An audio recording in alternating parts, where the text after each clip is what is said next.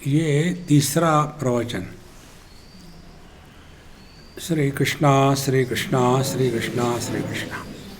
गुरुर्ब्रह्मा गुरुर्विष्णु गुरुर्देवो महेश्वरः गुरु साक्षात् परं ब्रह्म तस्मै श्री गुरवे नमः। तस्मै श्री गुरवे नमः। उठी उठी बाजी वराया सोडी अविद्या निंद्य माया व्यर्थ जात से नरकाया स्वरूपी सावध होई तू पंचकोशांचे पांघरुण विवेक हस्ताने काढून देहत्रयाचे अंतरुण वत्सा गुंडाळून ठेवी तू अहम ममतेचा त्याग हाची मलमूत्रोत्सर्ग हरिस्मरण सलग बाह्यांतरी शौचकर्म निंदेने मुख कडवट झाले असे अति वाईट हरिनाम जले चोखट वत्साधून काढी तू गुणत्रयाचे आचमन करून दृश्य दे सोडून क्रोध व्याघ्र वर्मी बसून करी विचार स्वहिताचा। जितनी समस्या है वो गलत विचारों की समस्या है। विचार ठीक करो तो सब ठीक है। हमने अपने आप को पुरुष माना है, स्त्री माना है, माना ही तो है और क्या है। उसके बाद हमने अपने आप को अच्छा माना है, बुरा माना है। फिर हमने अपने आप को सुंदर माना है, बहुत ही सुंदर माना है। फिर हमने अपने आप को भाग्यवान माना है, दुर्भागी माना है। ये सब माना मानी का ही धंधा चल रहा है। फिर दुनिया भर की बातें सुन सुन के फिर अपने आप को जीव माना है, तो देह माना है, पति पत्नी भाई बहन माँ बाप माना है, जीव माना है। जाना तो कुछ भी नहीं ना, तो मानना ही है। तो अपने आप को परमात्मा स्वरूप क्यों ना माने। जानना तो कुछ है ही नहीं, मानते ही रहो। कितनी सरल बात है। और इसीलिए या तो मानो या तो जानो, दो में से एक ऑप्शन है। और हम लोग मानने में बड़े उस्ताद हैं। मान लेते हैं, मान लिया हम को भगवान का दर्शन हो गया, मान लिया, फिर आगे क्या, फिर वही तम्बाकू वही चूना, और क्या है। इसीलिए इस माना मानी से हटने के लिए पहले मानना पड़ेगा और फिर जानना होगा। तो मानना पड़ता है, जानना होता है।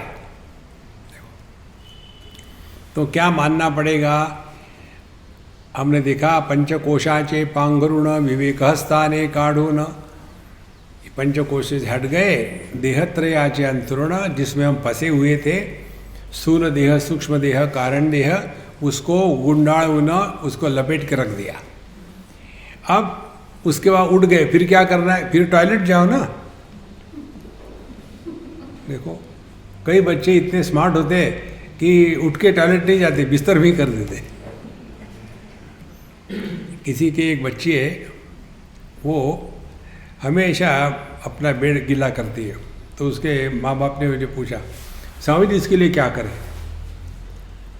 मैंने वो धो उसको रोश करना क्या है।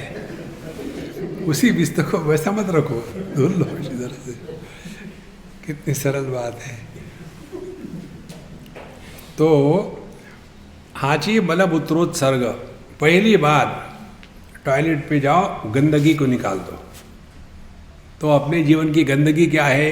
अहम ममतेचा त्याग, ममता अहंता, यही दो चक्कर है महाराज। मैं अरु मोर तोर तय माया, तुलसीदास जी कहते हैं रामचरितमानस में, मैं अरु मोर तोर तय माया, मैं मेरा यही सब समस्या का मूल है। और असल में देखा जाए तो कोई अपना नहीं। अरे भाई, देह अपना नहीं है ना, तो हमने पैदा किया है अपना देह, ये किसी की गलती है और हम पैदा हो गए। लो, कितना भी आदमी कहे क्या है, मैं सेल्फ मेड मैन, क्या है अपना इसमें? ना तो देह हमारा है, ना तो हमने पैदा किया है। ये देह हमारी मानता भी कहाँ है? कभी नहीं मानता। जो हड्डी ब्रांड है वो मोटा होना चाहते, वो चाहे पूरे भैंस को जिंदा खा जाए तो भी हड्डी ही रहेंगे। और जो गोल मटोल है वो पतला होना चाहते हैं, 15 दिन खाना नहीं खाएंगे, 16वें दिन आइसक्रीम का चित्र देखेंगे, 10 किलो बढ़ गए। देह जो है ना हमारी बात मानता है, ना हमने पैदा किया है, और फिर भी मैं देह हूँ। देखो, देह कभी नहीं कहता कि मैं हूँ, कभी नहीं कहता देह, फिर भी मैं देह हूँ इसमें फंसे। तो ममता, देहात्म भाव के बाद जो निर्माण होता है उसको ममता कहते हैं। गहरी नींद में जब देहात्म भाव नहीं होता तो ममता नहीं है। देखो, ममता नहीं है तो बंगाल का प्रॉब्लम शांत हो गया। जहाँ ममता है वहाँ समस्या है। देखो, हम अध्यात्म बोल रहे हैं,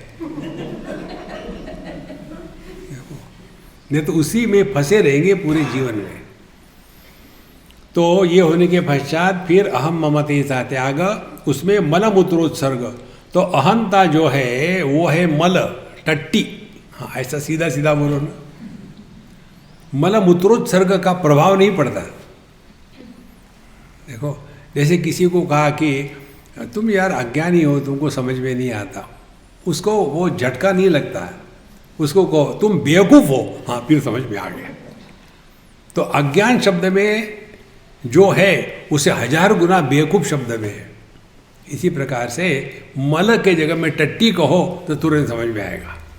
मल मूत्रोत्सर्ग, तो अहंता हो गई मल और ममता हो गई मूत्र, उन दोनों का त्याग कर देना है। यहाँ तक हम आए थे। अब हरिस्मरण सलग शौचा बाह्यांतरी शौच कर्म, अपने मन को प्रभु के नाम स्मरण में बिजी रखने से मन इधर उधर भटकना बंद करता है। देखो, मन को कोई ना कोई एंगेजमेंट चाहिए, कुछ ना कुछ। छोटे बच्चे होते हैं ना, गर्मी के दिनों में हम उनको बांध के रखते हैं घर में, तो फिर उनको बिजी नहीं रखो तो सबको परेशान करेंगे, तो उनको कोई ना कोई एक खिलौना दे देते हैं, हाँ इसको सॉल्व करो, उसमें लगे रहते हैं। इसी प्रकार से मन जो है, मन को 2 प्रकार से नियंत्रित किया जा सकता है। एक तो चिंतन में लगाओ, या तो फिर मन को किसी मैकेनिकली काम में लगा दो। तो जैसे भगवान का नाम लेना है तो हरिस्मरण सलग, उपासना करने वाले जो होते हैं ना, वो नियम लेते हैं, रोज मुझे 108 बार मालाएं घुमानी है। अब ये महात्मा लोग जो आप लोगों को मंत्र देते हैं ना, इसका सूक्ष्म बात आपको बताते हैं, बतानी नहीं चाहिए फिर भी बता देते हैं, क्योंकि ये हमारा सीक्रेट है सभी बाबा जियों का। ये जो भगत लोग होते हैं ना, ये आके सर खाते हैं महात्माओं का। देखो, तो फिर क्या करें इनको, कैसे बचे इनसे? तो फिर कहते कि देखो बेटा, तुम बहुत ही अच्छी हो। देखो, फिर इसीलिए तुम उच्च दर्जे की साधक हो, और भूल गए। फिर बताए तुमको मैं कली संतरण उपनिषद का महामंत्र देता हूं, अब फूटने वाली है।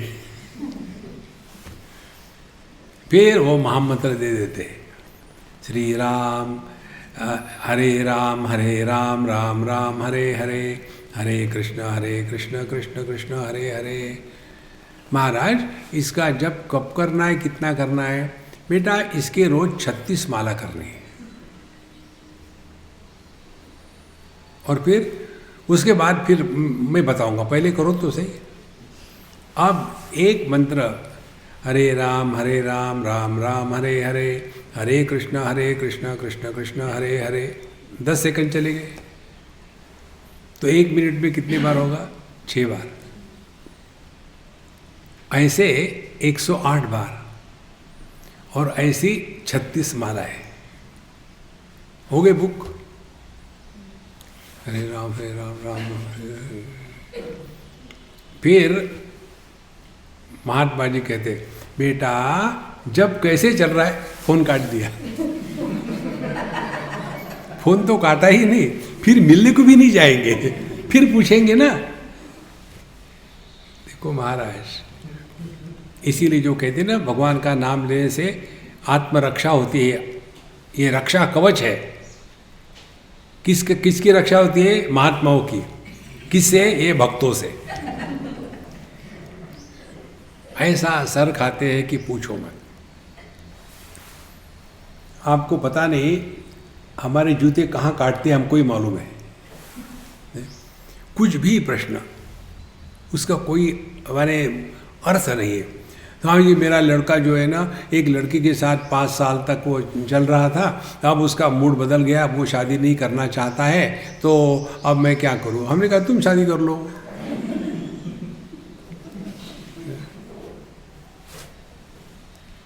ये चक्कर में कब तक रहोगे भैया? निकल जाओ इसमें से। इसीलिए यहाँ जो बताते हैं, इन बातों को स्पष्ट समझना है। हरिस्मरण सलग का तात्पर्य है अपने मन को प्रभु नाम में लगा दो। अब यहाँ 2 बातें हमको बताएंगे।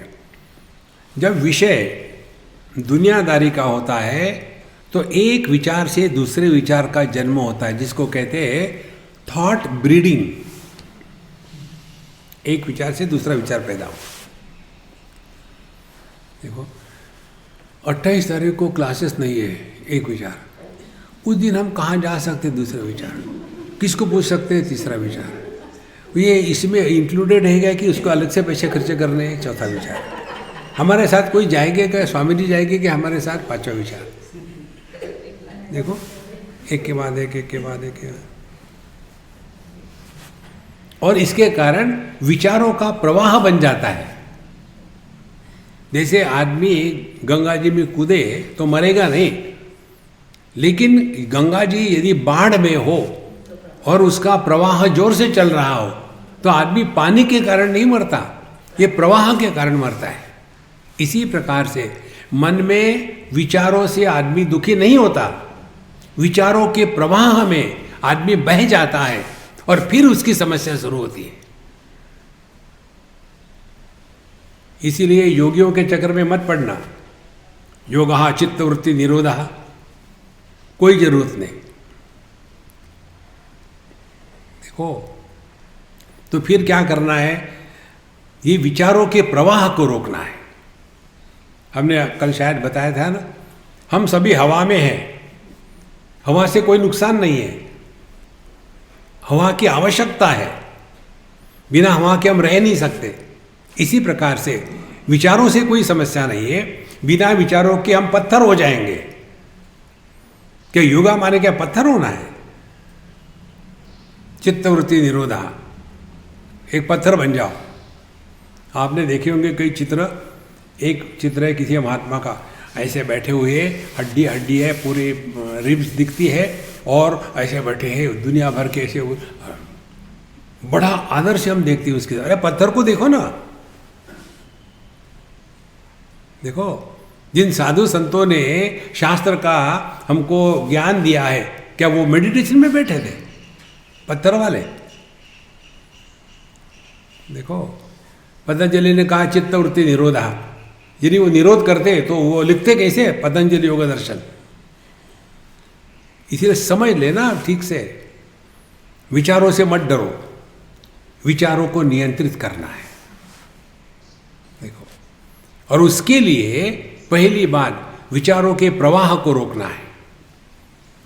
तो प्रवाह को रोकने के लिए जैसे गाड़ी के स्पीड को रोकना है तो बीच में स्पीड ब्रेकर होते हैं, इसी प्रकार से भगवान का नाम लेना यह विचारों के प्रवाह को रोकने के स्पीड ब्रेकर है। लेकिन हम लोग उसमें स्पीड बना लेते हैं, हरे राम राम राम हरे कृष्ण कृष्ण हरे राम राम राम। भगवान को हरा दिया।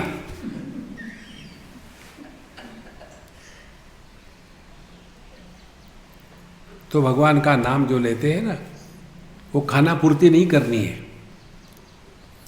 महाराज ने बताइए 25 माला कैसे होगी, क्या होगी। एक विचार और परेशानी।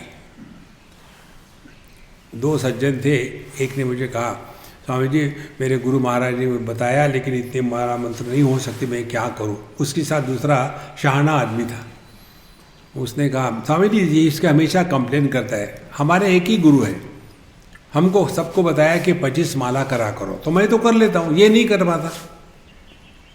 मैंने तुम कितने समय में करते हो? 5 मिनट में।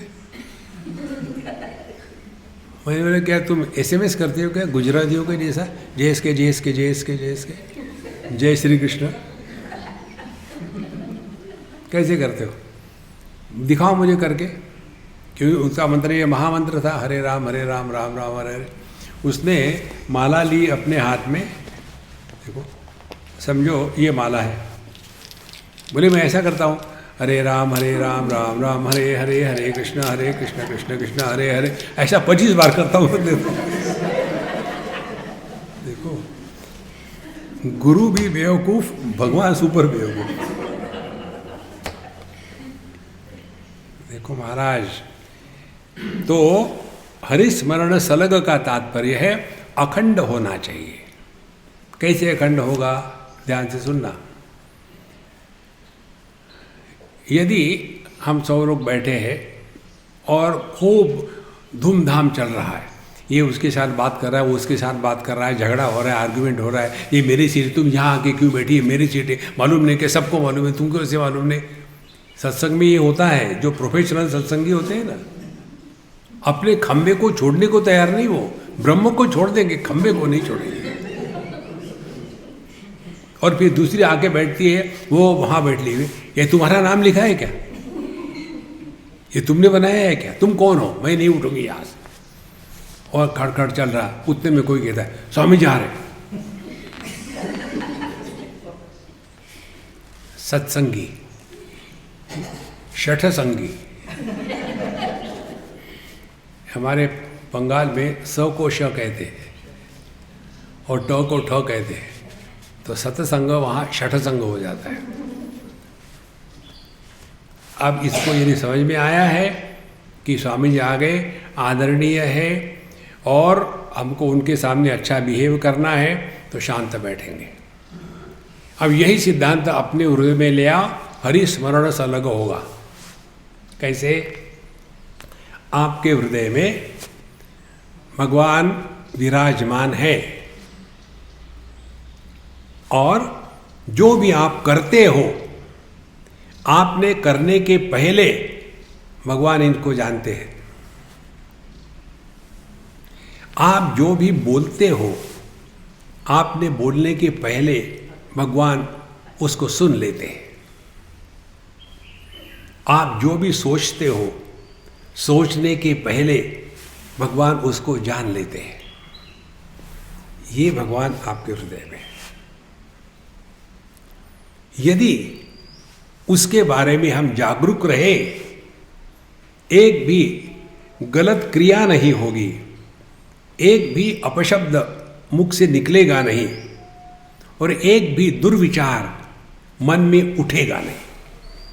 ये है हरि स्मरण सलग।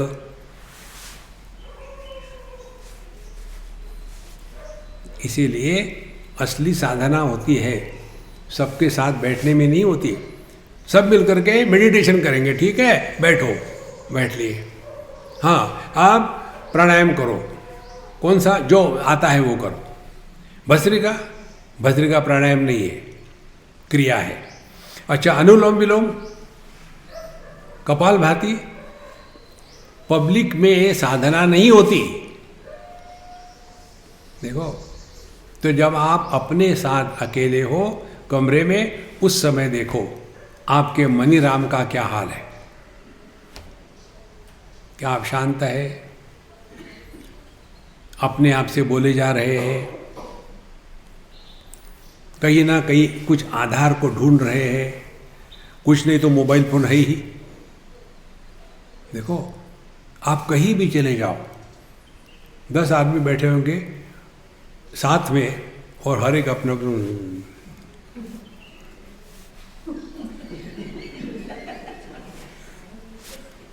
तो जितनी एकाग्रता से हम अपने इसमें मोबाइल में लगे रहते हैं, उतनी ही एकाग्रता से अपने आप में लगे रहो। हरि स्मरण सलग, इससे क्या होगा, बाह्यांतरी शौच कर्म।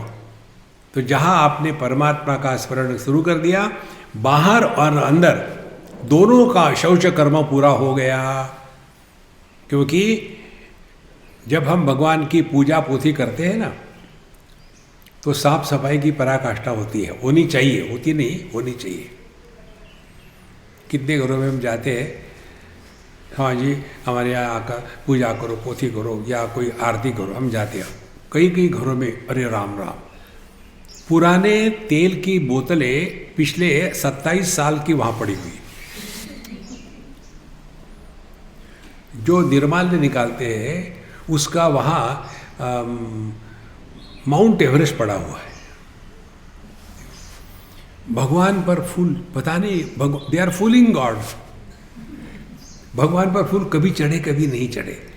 उनके नीचे का कपड़ा जब से आया तब से निकाला ही नहीं, धोया भी नहीं। देखो, भगवान की पूजा, भगवान कहेंगे मुझे तूने ऐसा रखा है, मैं देखूंगा। बाह्य अभ्यंतरी शौच कर्म, साफ सफाई बहुत आवश्यक है, बाहर की भी और अंदर की भी। इसीलिए हरि स्मरण सलग बाह्यांतरी शौच कर्म। फिर निंदे ने मुख कडवट झाले असे अति वाईट। दूसरे की निंदा करने में इतना मजा आता है। देखो, दूसरे की निंदा सुनना चाहिए साधक ने, करनी नहीं चाहिए। निंदक नियरे राखिए आंगन कुटी छवाए, बिनु साबुन पानी तेल कपड़े हो गए साफ। देखो, वाणी की जो तपस्या है वो है अनुद्वेगकरम वाक्यम सत्यम प्रिय हितम चयत। वाक्य अनुद्वेग करो। किसी की निंदा करे तो मन में अच्छा भाव नहीं आता। किसी के बारे में अच्छा सोचे, उसका भला हो ना हो, अपना जरूर भला हो जाता है। जैसे हम लोगों को बताते प्रार्थना करो, सर्वे भवन्तु सुखिनः सर्वे सन्तु निरामया। कितने सालों से चल रही है प्रार्थना, सब हो गए क्या सुखी? सर्वे सन्तु निरामया, क्या सभी रोगों से मुक्त हो गए? नहीं हुए। फिर क्यों करनी प्रार्थना? अरे भैया, कोई हो ना हो, तुम्हारा दिमाग तो ठिकाने पर है ना। जो सबके भलाई की सोचता है उसका निश्चित भला होगा। इसीलिए जो दूसरे की निंदा करता है वह साधक नहीं है। तो निंदे ने मुख कडवट झाले असे वाईट। आप अपने अंदर में देखो, जिसके प्रति आपके मन में घृणा है उस आदमी का स्मरण करो। समझो आपके मन में घृणा है आपके सास की, सास का स्मरण करो। हे सास माते, मैं तुमसे प्रेम नहीं कर सकती। एक क्षण में मिठास कड़वाहट में बदल जाती है। इसीलिए निंदा करना यह साधक का लक्षण नहीं है। फिर हरि नाम जले चौखट वत्सा धू न काढ़ी तू। तो क्या करे, अपना मुख जो कड़वा हो गया है, भगवान का नाम लेते रहो लेते रहो लेते रहो, यही जल है। और जितना यह इसमें लगे रहेंगे, ये भगवान का स्मरण करना, इसका एक दूसरा अर्थ आपको बताते हैं। देखो, एक बच्चे ने हमको ये प्रश्न पूछा था, कुछ हमारे जीवन में गलत होता है, उसके लिए हम जिम्मेदार हैं, और हमारे जीवन में कुछ सफलता आती है तो भगवान की कृपा से आ गई, ऐसा डबल स्टैंडर्ड क्यों? एक बच्चे ने पूछा। हमने कहा तुम तो बड़े इंटेलिजेंट हो यार। सुनो, जब कुछ बुरा होता है उसकी जिम्मेदारी हम करेंगे कि हम जिम्मेदार हैं, तो अपने को सुधारने की संभावना है। देखो, यदि ये कहेंगे कि देखो मैं तो सुबह जल्दी उठना चाहता था, लेकिन क्या करूं, मैंने मेरे पत्नी को कहा था उठो करके, लेकिन उसने उठी नहीं हो, अब मैं क्या करूं, कैसे उठ सकता हूं मैं? तो मेरा ध्यान कहाँ जाएगा? पत्नी को सुधारने में। आज तक जगत में कोई भी पति पत्नी को सुधार नहीं सका, उसी के पीछे पड़े हुए। यदि हम अपने कमियों की जिम्मेदारी स्वयं पर ले लेंगे, तब हम जाकर के अपने को सुधार सकते हैं। साधक माने दूसरों को सुधारना नहीं, समाज सेवा आध्यात्मिक जीवन नहीं है। समाज सेवा क्या होती है? अपने विचार दूसरों पर लादना। यदि मैं योगा का हूं तो मुझे कहेंगे कि आप कुछ समाज के लिए करेंगे, तो मैं क्या करूँगा, सबके हाथ में एक मैट्रेस पकड़वा करके हाँ चलो लेट जाओ। दूसरा सोच ही नहीं सकता मैं। यदि मैं हरे कृष्ण हरे राम ब्रांड हूँ तो समाज की सेवा क्या, हरे के हाथ में माला पकड़वा दो। माने हमारे लिए समाज सेवा वही है जो मैं चाहता हूं वो सब करे। देखो संतो, इसीलिए समाज सेवा अध्यात्म नहीं है, स्पष्ट समझ लो। सेवा सेवा सेवा सेवा करते नहीं सेवा होती है। घर के तो बूढ़े माँ बाप को तो हम वृद्धाश्रम में भेज देंगे और घर में कुत्तों को रख करके उनकी सेवा करेंगे। होना चाहिए कुत्तों को बाहर रखना। देखो महाराज नारायण, इसीलिए हरि नाम जले चौखट। तो जीवन में जो कमियां हैं उसकी जिम्मेदारी हमारी है, और सफलता आती है तो उसका अहंकार हो जाता है, मैंने ये किया, मैंने वो किया। इस मैं से बचने के लिए सफलता है तो हरि कृपा से है। अपने प्रयत्न को जब तक के ईश्वर का अनुग्रह साथ नहीं देता, तब तक के सफलता नहीं होती। इसको कहते हैं हरि नाम जले चौखट वत्सा धू न काढ़ी दू। गुणत्रयाचे आचमन करून दृश्यदे सोडून, क्रोध व्याघ्र वर्मी बसून, करी विचार स्वहिताचा। गुणत्रयाचे आचमन, 3 गुण जो है प्रकृति के सत्व रजस तमस, इनका आचमन कर लो। आचमन किस लिए करते? मुख का अंदर से प्रक्षालन करके भगवान का नाम लेने के लिए मुख पवित्र हो गया। देखो, जैसे हम जब लोग पूजा पोथी करते हैं तो पहले पंडित जी हमको जल देते हैं हाथ में, और जिनको मालूम नहीं वो पी लेते हैं। पहले हाथ को धो लेना है, उसके बाद केशवाय नमः नारायण नमः करके, ताकि अब मुख अंदर से भगवान के नाम से पवित्र हो गया है, अब बाकी के काम कर सकते हैं। इसीलिए कहते हैं गुणत्रयाचे आचमन। तो यह जो 3 गुणों का चक्कर है, इससे अपने आप को बचाना है। निकाल दो इनको, बहुत आवश्यक है। अब ये 3 गुणों को निकालने की प्रक्रिया आपको बताते हैं। पहले 3 गुण हैं, आप सभी सत्संगी और प्रोफेशनल सबको पता है। ये प्रोफेशनल सत्संगी होते हैं ना, ये गाली भी आध्यात्मिक देते हैं। ये मैंने एक अम्मा से वृंदावन में सीखा। आई थी बढ़िया, स्वामी जी आप यहाँ कैसे हैं? मैंने गलती से। कोई प्रश्न का कोई अर्थ होता है कि यहाँ कैसे हैं गलती से? तो मैंने पूछा फिर आप कैसी अकेली हो कि पूरे कुंबे को लेके आई? बोले नहीं स्वामी जी हमारे यहाँ कौन आता है, हमारे ये जो है ना बड़े तामसिक है। आध्यात्मिक गाली, तामसिक है। मेरा लड़का राजसिक है, वो भटकता रहता है इधर उधर में। आप सात्विक हूँ। देखो महाराज, तमोगुण माने आलस्य, निद्रा, प्रमाद। हमारे जीवन के सबसे बड़े शत्रु, दुश्मन यदि कोई है, बाहर कहीं नहीं है महाराज। आलस्य, आज करे सो कल कर, कल करे सो परसों, परसों भी क्या करना, अरे भैया जीना है अब बरसों। आलस्य, लेजीनेस, ये सबसे बड़ा शत्रु है आदमी का। दूसरा निद्रा। देखो गुड़ाकेश अर्जुन का एक नाम है और उसका अर्थ संत लोग बताते हैं गुड़ाकाया ईशः गुड़ाकेशः। जिसने नींद को जीत लिया है उसको गुड़ाकेश कहते हैं। एक सज्जन ने कहा स्वामी जी मैं गुड़ाकेश हूँ। कैसे? बोले आपने बताया था लेक्चर में जिसने नींद को जीत लिया है। मैंने जीत लिया है। कैसे? कभी भी सो सकता हूँ। नींद को जीतना माने कभी भी सोना नहीं, जब चाहे तब उठना। अच्छा वो है, वो नहीं होता, उसके लिए अलार्म चाहिए।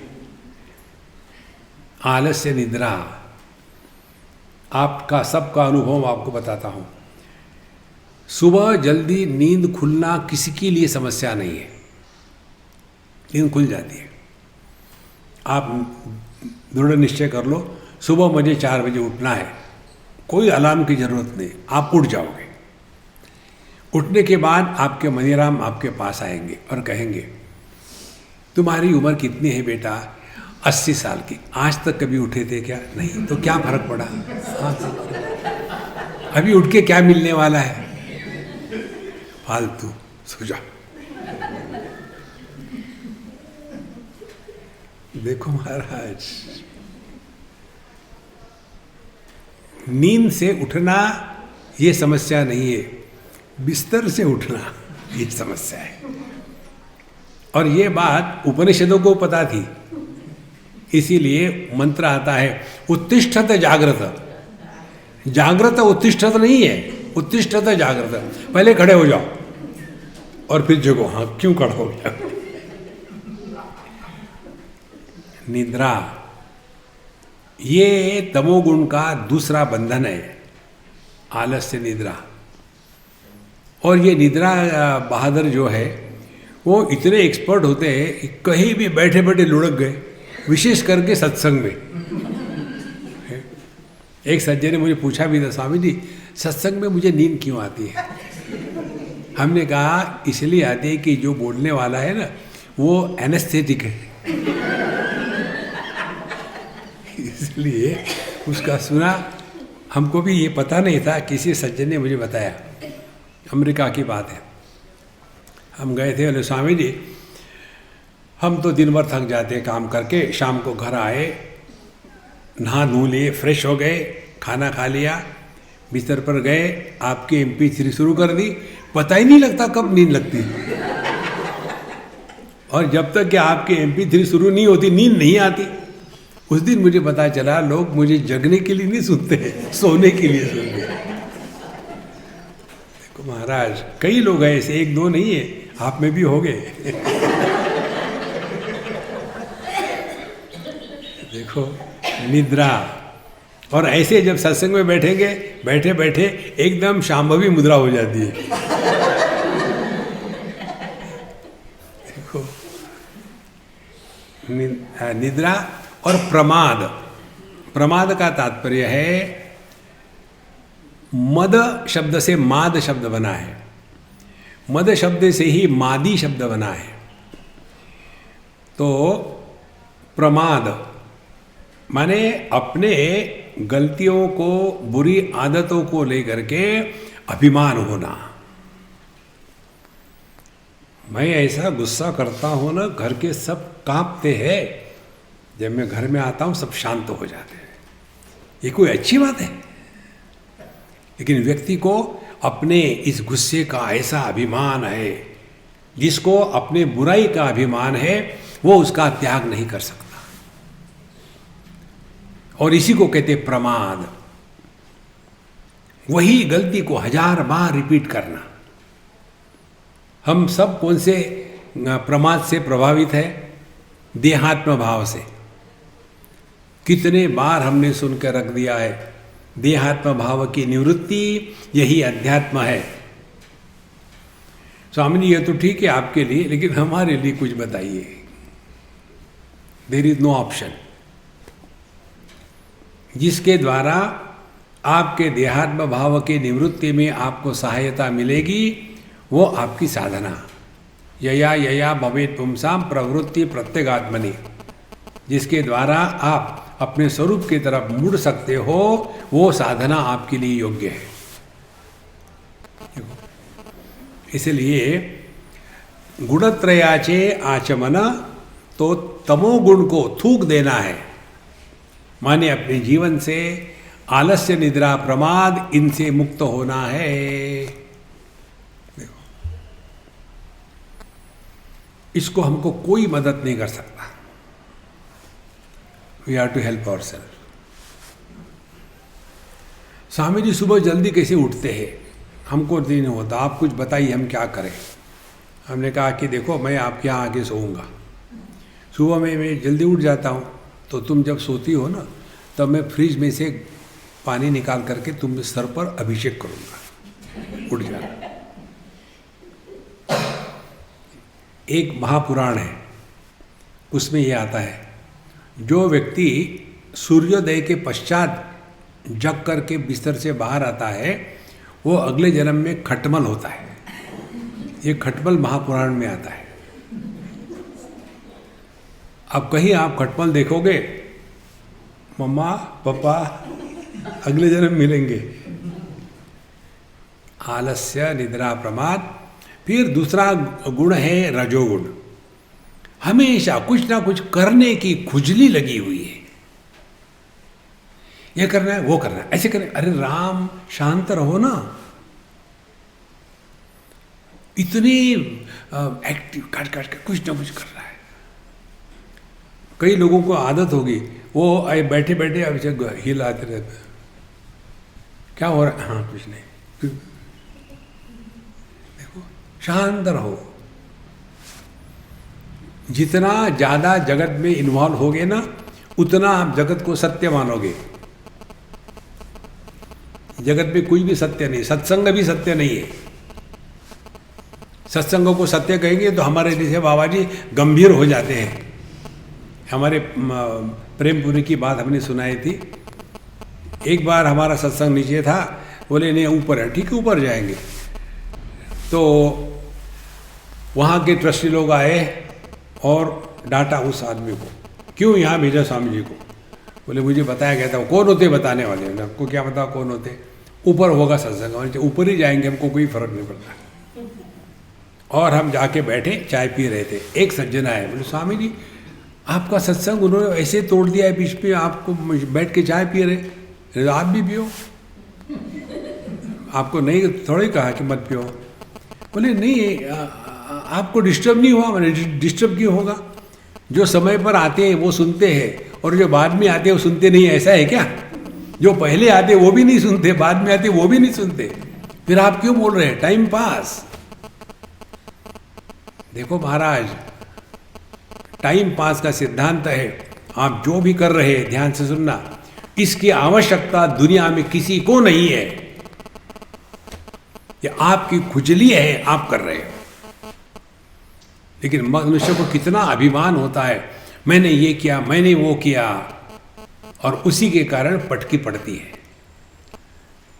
देखो संतो, तो रजोगुण का त्याग कर देना माने अपने क्रियाकलापों में मैं को हटा देना। और जब आप मैं को हटा दोगे तो सफलता और असफलता दोनों समान हो जाएगी। सुख दुखे समे कृत्वा लाभा लाभो जया जयो ततो युद्धाय युज्यस्व नैवं पापम अवाप्स्यसि। ये रजोगुण का आचमन कर लिया हमने, इसीलिए सफलता विफलता से कोई मतलब नहीं। एक जगह हमको पूछा, आप इतना सत्संग करते हो, आपको लगता है कि दुनिया बदल रही है? नहीं, बिल्कुल नहीं लगता। फिर आप क्यों कर रहे? पापी पेट के लिए।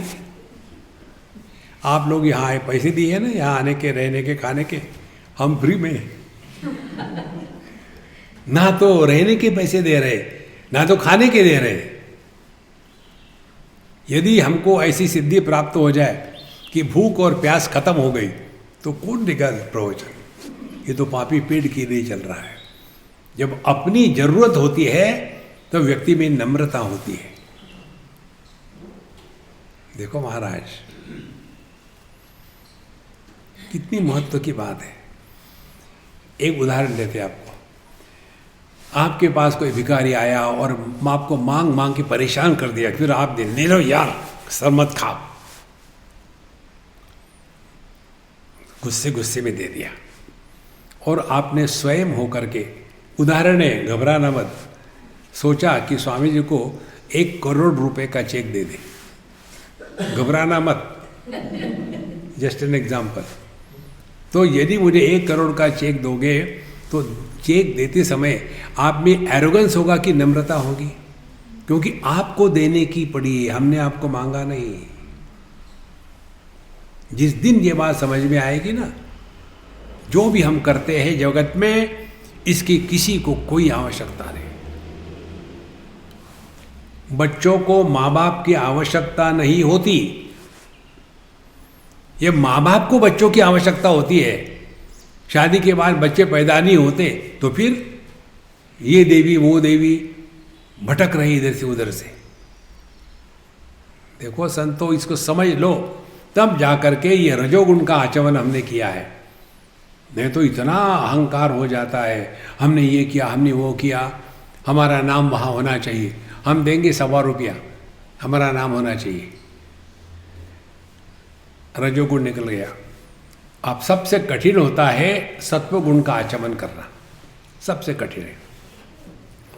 आलसी होगा तो आलस छोड़ सकेगा, निद्रालु होगा तो निद्रा छोड़ सकेगा, कर्म में फंसा है तो कर्म छोड़ सकेगा।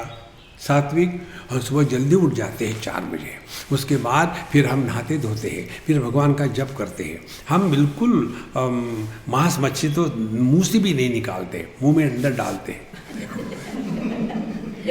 मंदिर में जाते हैं, किसी के साथ झगड़ा नहीं करते, केवल सत्संग। टीवी तो देखते ही नहीं, कभी फोन में ही सब देख लेते हैं। अपने गुडी गुडी के बारे में इतना अभिमान हो जाता है कि अब इसको बदलने की, सुधारने की संभावना ही नहीं है। ये जो सत्व गुण का रोग है, ये सबसे घटिया रोग है। ये रोग अर्जुन को हुआ था। अर्जुन कहता है, धृतराष्ट्र के पुत्र दुर्बुद्धि है, आतताई है, और हम अस्माभिः प्रपश्यत भी, हम तो अपने आप को अच्छे हैं ना, हम कैसा गलत काम कर सकते हैं। देखो, तो तीनों गुण जो है ये मनुष्य को बांध के रखते हैं। तो गुणत्रयाचे आचमन करू न दृश्य दे सोडू न। तो तमोगुण का त्याग करना माने विषयों का त्याग, रजोगुण का त्याग करना माने कर्म का त्याग, सत्वगुण का त्याग करना माने कर्तृत्वाभिमान का त्याग। तो करू न दृश्य दे सोडू न, क्रोध व्याघ्र वर्मी बसू न। अपने गुस्से को पी जाओ, खा जाओ, गुस्सा मत करो।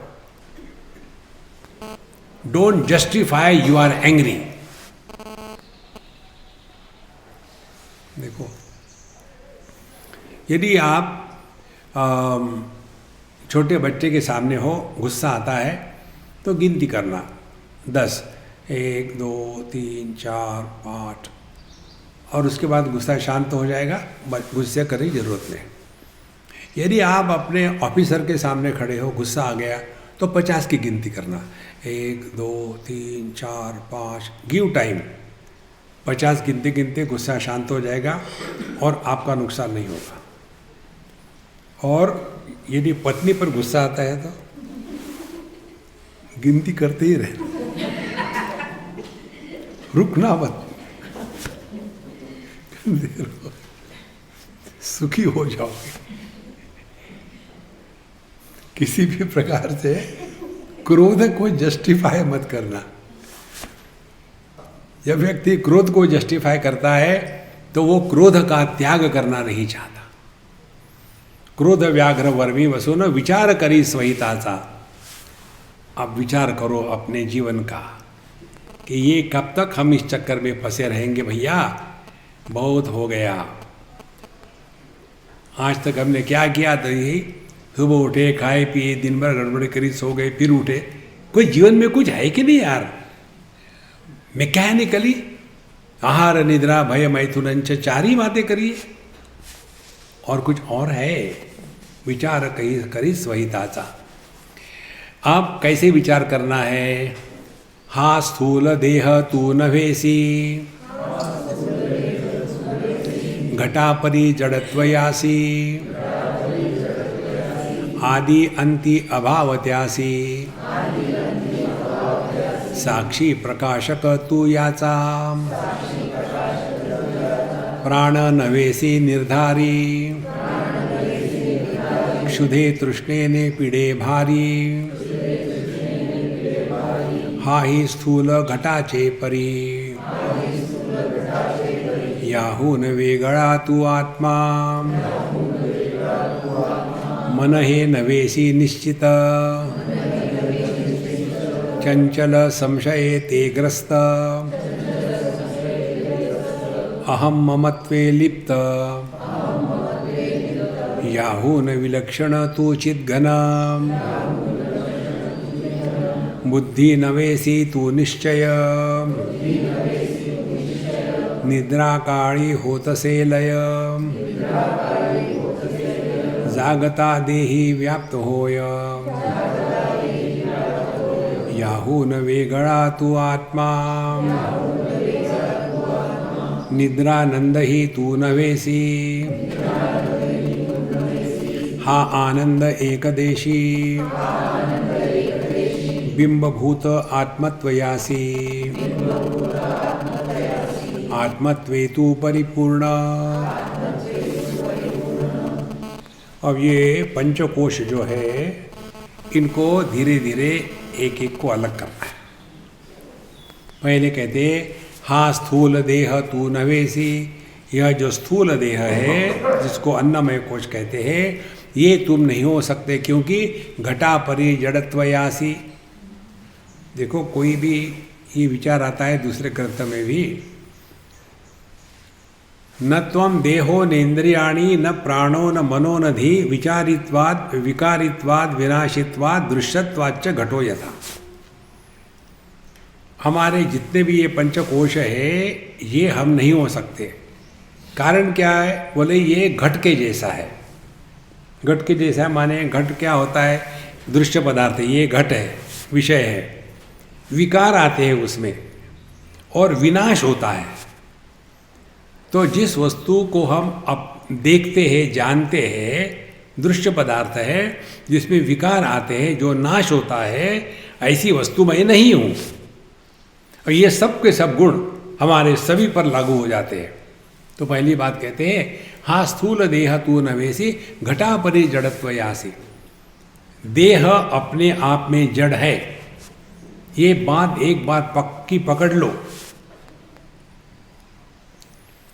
जितने अनुभव होते हैं वो केवल मन को होते हैं, देह को नहीं होते। स्पष्ट समझ लो। लेकिन हम ऐसे देह में फंसे हुए हैं कि बस वही सत्य है, और ये केवल आपके अपने अनुभूतियों के विश्लेषण से ही पता चलेगा। देखो, आंखें तो रूप रंग देखती है, आंखों को रूप रंग का प्रभाव नहीं पड़ता, लाल को देखा तो आंखें लाल नहीं होती, नीले को देखा तो आंखें नीली नहीं होती, पीले को देखा तो आंखें पीली नहीं होती, बड़ों को बड़ा वस्तु को देखा तो आंखें बड़ी नहीं होती, छोटी को देखा तो दृष्टि छोटी नहीं होती, दृष्टि ज्यों के त्यों है। देखो, तो दृष्टि जो है यह ज्ञान है, और जो स्ट्रक्चर है ये जड़ है, इसमें कोई दम नहीं है। एक बार साउथ अफ्रीका की बात है, एक अम्मा सामने बैठी थी, सत्संग हो गया, इतनी सुंदर आंखें थी इसकी, बड़ी बड़ी। तो प्रसाद दे रहा था, मैंने मैं पहले इसको दूंगा प्रसाद। मैंने कहा कि अम्मा प्रसाद लो, तो उसने हाथ सामने किया, मैंने प्रसाद दिया, सबको किया। उसके बाद उसकी माँ मिलने आई। मैंने स्वामी जी आपने पहले जिसको प्रसाद दिया वो मेरी लड़की है। मैंने बहुत बढ़िया। मैंने उसकी आंखें कितनी सुंदर है, मुझे बड़ी अच्छी लगी। बोले स्वामी जी वो 3 बच्चों की माँ है और 45 के करीब होगी, उसकी दृष्टि नहीं है, आंखें है दृष्टि नहीं है। देखो, तो जैसे आंखें और दृष्टि अलग है, वैसे ही देह और देही अलग है। देखो महाराज, चश्मा आपको नहीं देख रहा है, चश्मे के पीछे आंखें हैं, आंखें आपको नहीं देख रही है, आंखों के पीछे मन है, मन आपको नहीं देख रहा, मन के पीछे मैं है। यह जो हायरार्की है इसको पहचानना है। इसीलिए यहाँ स्थूल देह तू नवेसी, घटा परि जड़त्वयासी, आदि अंति अभावयासी। देखो, एक समय ऐसा था जब ये देह नहीं था। ये बड़े सिंपल सिद्धांत है। जन्म माने क्या, शास्त्र की भाषा में कहे आपको कंफ्यूज करने के लिए, जन्म माने क्या, प्राग अभाव के अभाव को जन्म कहते हैं। क्या समझ में आया? प्राग अभाव माने पहले नहीं होना, पहले नहीं होने के अभाव का अभाव माने जन्म होना। तो अनादि माने जिसका आदि नहीं है। तो देह का तो आदि है ना, डेट ऑफ बर्थ, उसके पहले देह नहीं था, इसीलिए कहते हैं आदि अंति अभावत्यासी।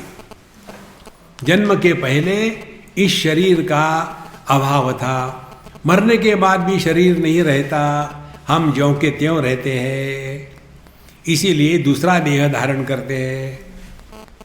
देखो, हम ना कहीं जाते हैं ना कहीं आते हैं, ये स्पष्ट समझ लेना। अपने दिमाग से कीड़ा निकाल डालो, मरने के बाद जीव निकल करके घूमने चला गया, और जाऊं तो जाऊं कहाँ, तो किसी गर्भ में, किसी गर्भाशय में एक बोर्ड पढ़ा हुआ था, लिखा हुआ था अंग्रेजी में TO space LET, to let. तो ये छोटा आई जो था आईफोन वाला, वो वहाँ घुस गया और नया स्पेलिंग तैयार होगा TOILET, टॉयलेट तैयार हो गई, वही मनुष्य देह है। देखो, इधर से खाते इधर से निकालते, दूसरा करते क्या है लाइफ में। देखो महाराज, इसीलिए आदि अंति अभावत्यासी साक्षी प्रकाशक तू त्याचा। तो ये देह हो या न हो, हम ज्यों के त्यों रहते हैं। इसको समझने के लिए जागृत अवस्था में हम देह के भाव को माने अस्तित्व को प्रकाशित करते हैं, और सुषुप्ति अवस्था में हम देह के अभाव को भी प्रकाशित करते हैं। तो हम तो दोनों जगह है ना। ये जिस दिन आपके बात दिमाग में उतरेगी ना, समझ लेना भगवान की असीम कृपा हो गई। कौन सी बात? जो भाव और अभाव इन दोनों का प्रकाशक है, वो भाव अभाव के परे है। शब्द है भावात्मक, ओम नमः शिवाय, ओम नमः शिवाय, ओम नमः शिवाय। हमने 3 बार कहा। 3 बार क्यों कहा? क्योंकि दोनों ओम नमः शिवाय के बीच में शब्द का अभाव था। तो हमने शब्द का भाव और शब्द का अभाव दोनों को प्रकाशित किया है ना। तो हम कौन है फिर? जो भाव अभाव के परे है। शरीर का जन्म होना भाव है, शरीर का मृत्यू अभाव है, साक्षी प्रकाशक तू त्याचा, हम ज्यों के त्यों हैं। मरने भी नहीं देंगे हम आपको। देखो महाराज, प्राण नवेसी निर्धारी, क्षुधे तृष्णे ने पीड़े भारी। उसी प्रकार से तुम प्राण भी नहीं हो, क्योंकि प्राण के दो ही गुणधर्म है, क्षुधा और तृष्णा, भूख और प्यास। भूख प्यास लगने के बाद कितने परेशान हो जाते हैं। जो परेशान करता है वो कैसे हम होंगे। दूसरा महत्व की बात प्राण को लेकर के, प्राण नियंत्रित होता है और उसका नियंत्रक प्राण से भिन्न है। जब हम प्राणायाम करते हैं, अंदर हवा खींच ली, कुंभक कर लिया, बाहर छोड़ दी, फिर कुंभक कर लिया, वहाँ भी प्रश्न है, स्वामी जी कुंभक कितने समय तक करना चाहिए? आधा घंटा कर लो। उससे क्या होगा? अगला प्रश्न नहीं आएगा। मुझे सबसे ज़्यादा डर लगता है प्रश्नों का। मैं इसीलिए प्रश्नोत्तरी को कहीं बढ़ावा नहीं देता। इसलिए जो नियंत्रक है वो नियंत्रित से भिन्न होता है। इसीलिए प्राण भी तुम नहीं हो, हा ही स्थूल घटाचे परी, याहू न वेगड़ा तू आत्मा। यह भी स्थूल घट के जैसा अन्य है, तुम वो प्राण नहीं हो। आगे कहते हैं मन है नवेसी निश्चित, तुम मन भी नहीं हो सकते। क्यों? चंचल संशय ते ग्रस्त। इतने चंचल है, मन की चंचलता को हम देखते हैं ना, जानते हैं ना। देखो, एक ने हमको पूछा था, स्वामी जी आप हमेशा मन की बात करते हो, ये मन कहाँ होता है, कैसे होता है, हमको समझाइए। हमने कहा मैं प्रश्न पूछूंगा, उसके उत्तर अपने मन में रखना, मुझे मत देना, और मैं जब कहूँगा तब देना। बोले ठीक है। 1 + 1 मुझे मत बताना, अपने मन में रखना। रख लिया? बोले हाँ। 2 + 2 मन में रख लो, रख लिया। 4 + 4 मन में रख लेना, रख लिया? हाँ रख लिया ना। अब मुझे बताओ इसका उत्तर। 8 में से 8 घट गए, कितने बचे? बोले 6। तो मैंने इसको प्रणाम किया, मैं हार गया। तुमने ये गणित कहाँ किया? उसी को मन कहते हैं। देखो महाराज, जिस मन को लेके हम परेशान हैं, वो मन क्या है यही पता नहीं। सिर्फ हम कंप्लेन करते हैं मन के बारे में। मन के बारे में कंप्लेन मत करना, चिंतन करना।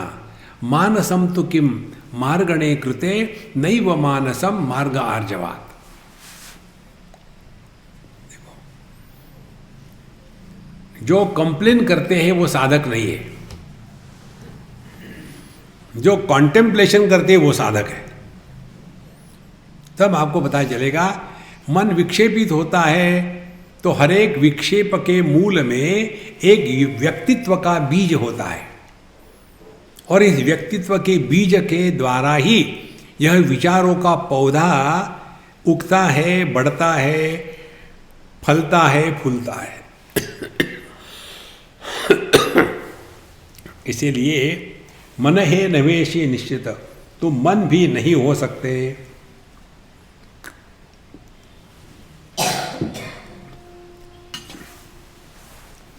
चंचल संशय दे ग्रस्त, बहुत ही चंचल है। तुम तो ज्यों के त्यों हो, मन की चंचलता को जानने वाले तुम चंचल कैसे हो सकते?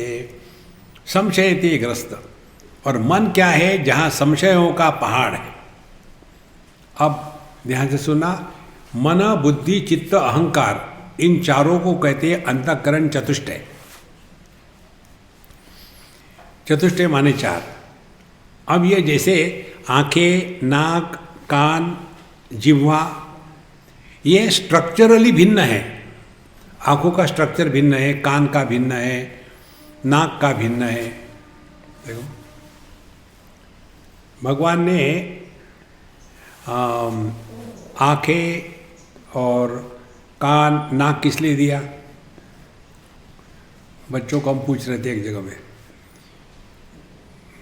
आंखें देखने के लिए, कान सुनने के लिए, नाक सूंघने के लिए।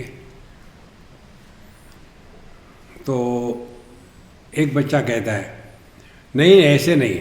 मैं कैसे? बोले जिस नाक से हम सूंघते हैं वो ये नाक नहीं होता, वो तो अंदर होता है घ्राणेंद्रिय। ठीक है, हम जिस कान से सुनते वो भी बाहर का कान नहीं होता, वो अंदर होता है। फिर क्यों दिए ये बाहर वाले? तो मैंने बोला मुझे नहीं भी पता, कोई बता सकता है? तीसरा विद्यार्थी का, मैं बता सकता हूँ। क्यों? क्योंकि चश्मा रखने के लिए नाक और कान दिए। भगवान को मालूम था कि आंखों में परेशानी होने वाली है, इसीलिए भगवान ने नाक की खूंटी दे दी और कान की खूंटी दे दी, चश्मे को लटकाओ। कल्पना करो नाक की खूंटी और कान नहीं हो तो चश्मा कैसे लगाओगे? मास्क भी नहीं लगा पाओगे।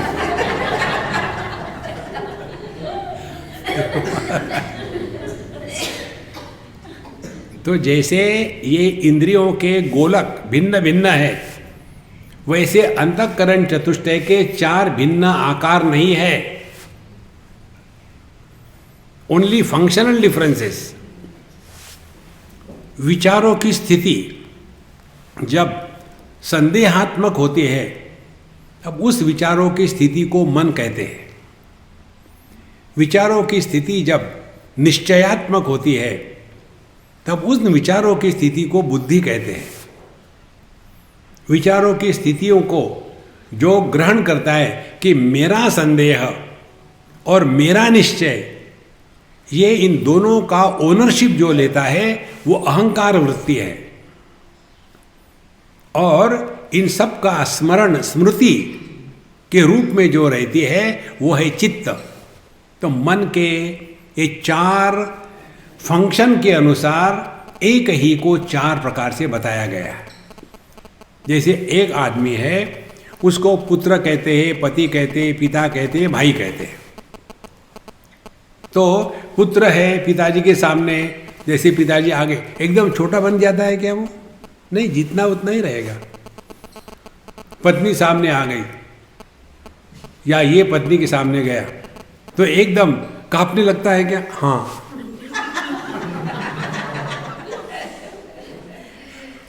देखो, तो जैसे पुत्र, पति, पिता, ये केवल फंक्शनल डिफरेंसेस है, स्ट्रक्चरली एक ही आदमी है।